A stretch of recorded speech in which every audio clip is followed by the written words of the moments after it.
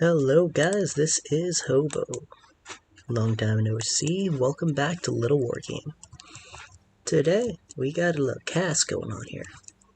So, in the left corner, we have Norm. Some of you guys might recognize this little guy. He is streaming quite a bit recently. Look at those little dudes, staring into the void, getting ready for the imminent game. In the right side, we have RAVAGED. But those guys, they're blue. Remember guys, red shirts are the ones that die, not the blue. And we are on Cursed Temple. Wonderful aggressive map with this little winding path. No monetary value, but very good for attacking if you don't wall this off. And here we go. Unpause. So what have I been doing? I have not been playing a lot of Little War Game. This is true. I've been doing a lot of school and work. So, we are, 17 seconds in, 19 seconds in, and Norm is doing nothing. In the right corner, we have RAVAGED just mining away. So the red shirts are just chilling. Just blinking away. So they're getting covered in ash. Anyways, and we got a house opening from Hero. Pretty standard play. He's probably going to go into some form of production out of this. Just looking at the production tab so we can compare the position of the two players. Right now I'm thinking Norm has an advantage. Purely skill based. He does seem a little bit behind functionally though. And we do have a Rax coming out from Hero, so it looks like we're going to get a Raider out early on. Well, this is a little bit unfortunate. Just blinking. Remember guys, if any of you have ever seen Star Trek, red shirts never survive. I don't like where this is going.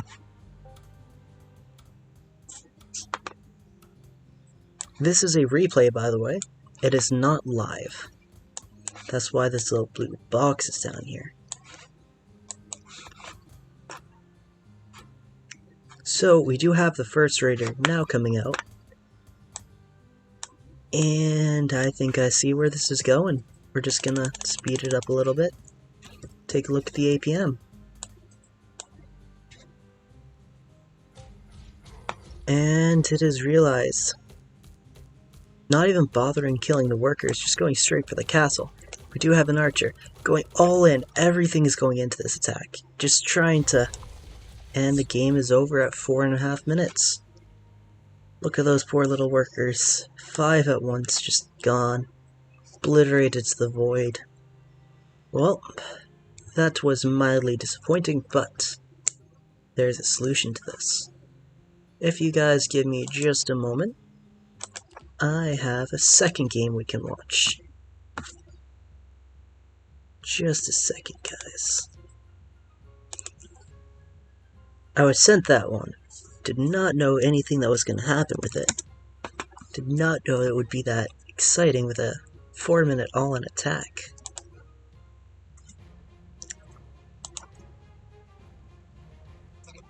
I don't think I'll be regularly posting stuff anytime soon. Not easy to find a quiet place to do anything. Let's see here. This one is another Norm vs. RAVAGED on Ravaged. I hope this one is as spicy as the one we just watched. And here we go. Yes, you guys get 2 replays in this video. And we have Soyeon. I think is Suyeon. I'm gonna assume that J is pronounced as a Y. We have a spectator in this game, and we actually have 2 players playing. Oh, it's rare to see. In the top left, we do have Norm playing red. And in the bottom right, we have RAVAGED, otherwise known as Hero Forge, Hero of Ages, and Noob Slayer 69. And we are playing on the map Ravaged. Got a pretty standard wall for Norm coming out with that house forward. And it looks like a potential quick expansion from Hero here, getting a house by the worker lines. We'll see how this goes. Let me just take a sip of the coffee.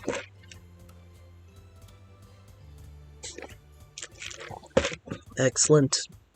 Houses are done for both players. Now they're gonna get supply blocked now. It does look like Norm's slightly ahead in terms of production. Maybe by like 7 seconds, it looks like. Give or take an hour.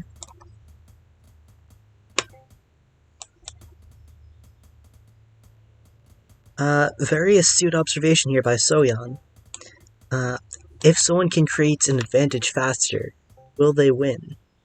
The answer is yesn't. It can mean that they can win, but it could also mean that they lose because they throw it away. We do have a fast castle coming out from Norm. I think it would have been better if he did something similar to what our blue player did here, where the house is by the worker line, just to waste a little bit less mining time. But due to the superior macro of Norm the Human Magician, he was able to get it out first, and is actually getting a Rex out at the same time.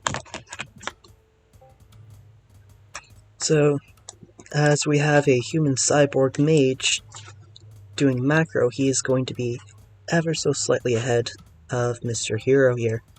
And it does look like it's going to be a BVR. I'm expecting airships to play a huge role here. Wolf drops are actually pretty scary. You can get 10 wolves in a single airship. Solid worker transfer. Very delayed worker transfer for Hero. Though he does have the 2 dens going up. Meanwhile, the first raider is now being produced. Again, just a little bit smoother of worker transfer from Norm. Overall, it's just a slightly better macro for him at this point. But we'll start to see the difference with the decisions as we move forward. It's pretty safe. Another wonderful observation from Suyeon. I think he is actually probably the most knowledgeable out of us at this point.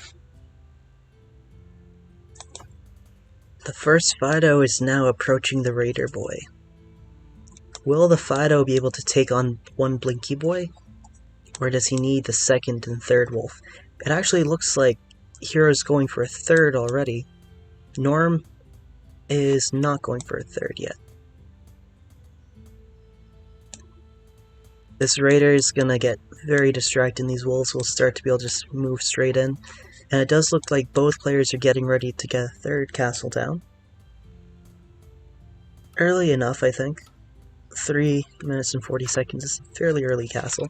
But 2 raiders versus 3 wolves, I give the advantage to Norm, definitely. Takes 4 hits without upgrades for a wolf to be ganked by the Blinky Boys. And to get his third out that quickly, Hero did need to suspend his unit production. Now, something to note, each wolf den actually costs 100, so that's 200 spent on buildings instead of on units. But that does even out with the extreme cost of raiders at 110.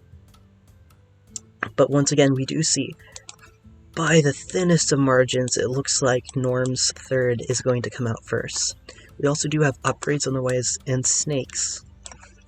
I think the snakes were in response to the double raider. Maybe Hero was thinking that Norm was going to go for a mass raider. But 2 raiders, soldier, arrow guy. Yeah, single wolf won't stand much of a chance.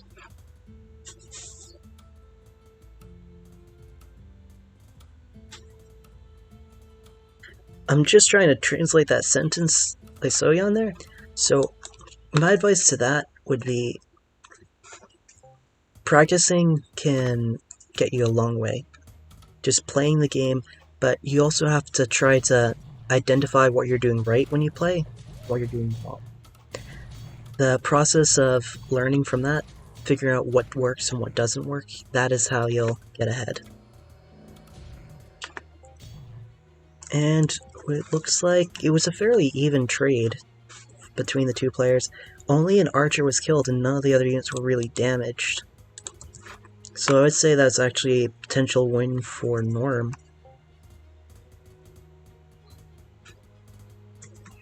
People can definitely make a career out of RTS games.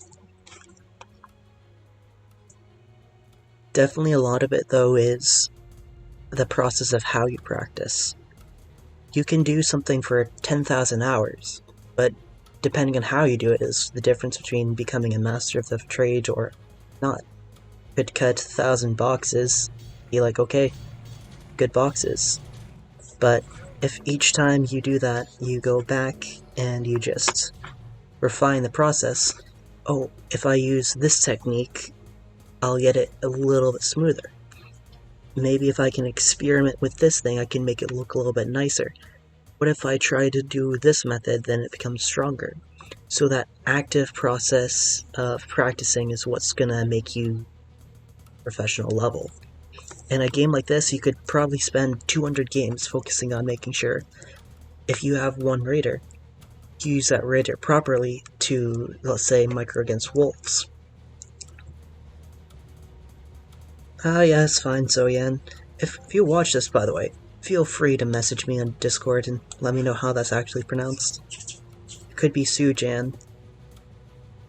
I'm historically wonderful at pronouncing names. Just look at RAVAGED down there.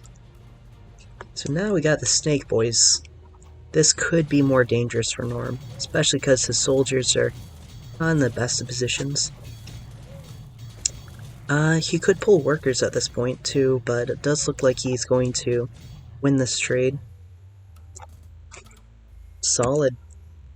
So he actually has continued to lose no units from this. He's currently at 1 archer loss to 11 wolves. He also has +1 as something important to note. And sure enough, like I said, we do have an airship coming out. Meanwhile, there's also some priests. These wolves are not looking to be in safe conditions. We do have double animal testing labs for the blue player. It looks like Hero's just trying to figure out how to break into this nut.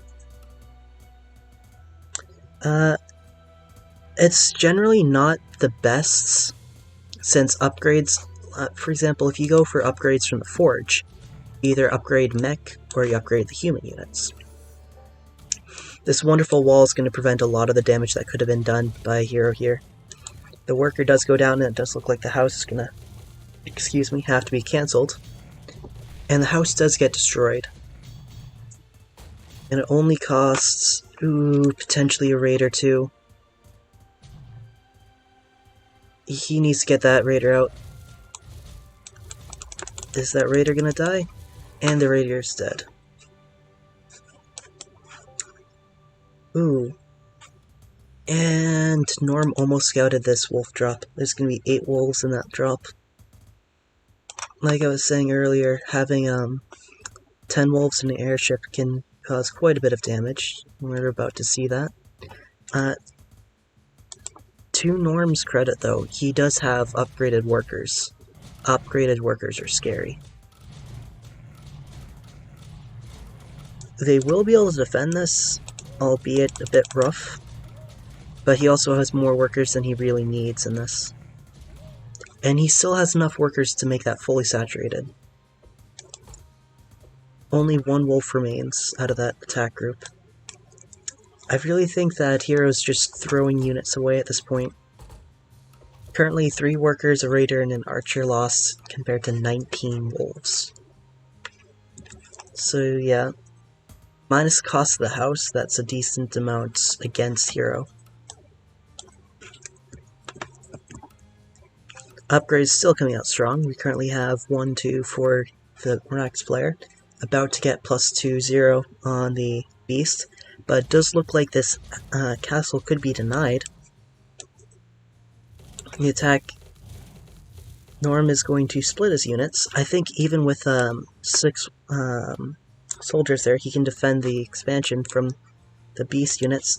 He does have that many more upgrades, but +2 is on the way to finish. He just got +1.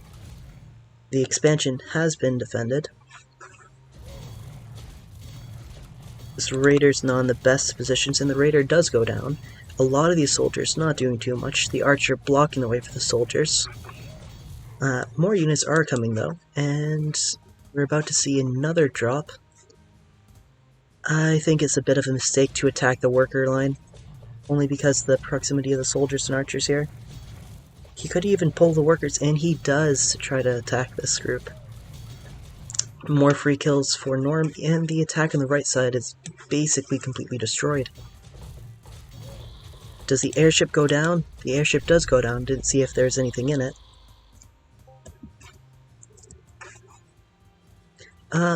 Sojan, yes, but no.